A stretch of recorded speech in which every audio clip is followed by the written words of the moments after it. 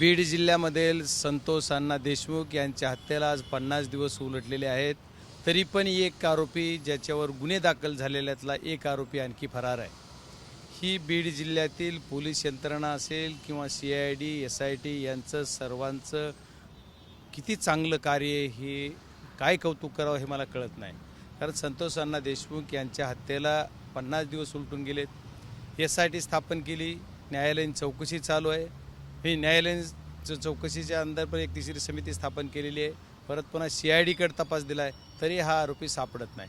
जे आरोपी सापडलेले आहेत त्या आरोपीच्या बाबतीतसुद्धा बोलायचं झालं तर त्यांना ज्यांनी कुणी मदत केली, कारण हे आरोपी म्हणून ज्यावेळेस त्यांच्यावर गुन्हा दाखल झाला त्याच्यानंतर त्यांच्यावर ज्यांनी कुणी मदत केली, गाडी घेऊन गेले, ज्यांनी कुणाच्या घरात राहिले, कुठं गेले, कसा प्रवास झाला, खंडणीचा आरोपी, जे खंडणीत पण 3 आरोपी होते ते ह्याच्याशीच निगडीत आहेत, यांना पण मोकोका लावलेला आहे.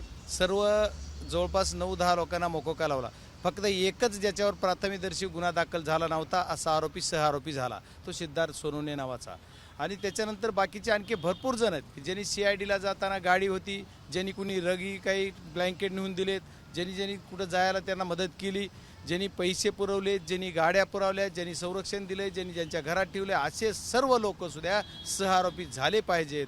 आता आमचे एक तर परवा बघा का पुण्यामध्येच असंच एक 307 का 302 झालेला मागच्या जुन्या कलमाप्रमाणे, आणि त्यांनी मोटरसायकलवर फक्त एक ठिकाणी सोडायला लावलं तर तो आणखी जेलमध्ये माणूस ज्याने मोटरसायकलवर नेऊन सोडलं त्या आरोपीला.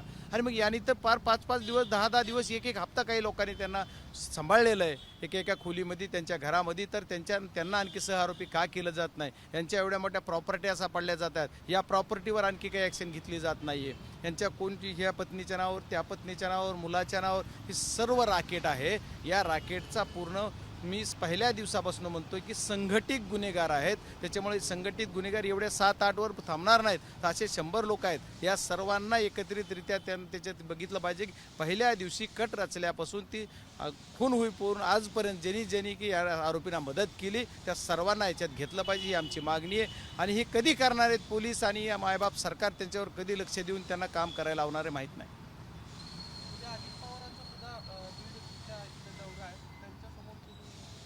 नाही, आदरणीय अजितदादा पवारसाहेब हे बीड जिल्ह्याचे पालकमंत्री झाल्याच्या नंतर पहिल्यांदा जिल्हा नियोजन समितीची बैठक ती घेत आहेत. त्याच्यासाठी उद्या त्यांची बैठक आहे. त्या बैठकीचे अध्यक्ष पालकमंत्री म्हणून ते आहे स्वतः, त्याच्यामुळे त्या बैठकीसाठी ते येत आहेत. त्या विषयात आता उद्या बैठकीमध्ये बाकी काही नियोजनाचा आढावा वगैरे सगळं होईल.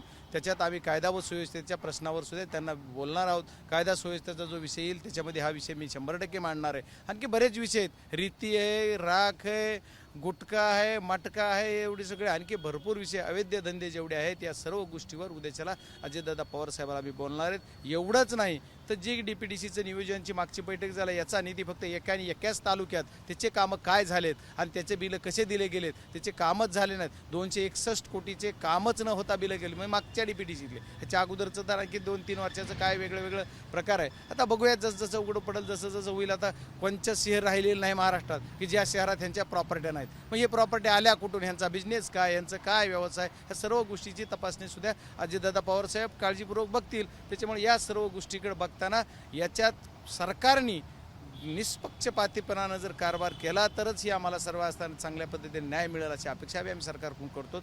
आणि याच्यानंतर मी केंद्रीय यंत्रणा जे आहेत त्यांच्याबद्दल मागणी करणारच आहे. ABP माझा, उघडा डोळे बघा नीट.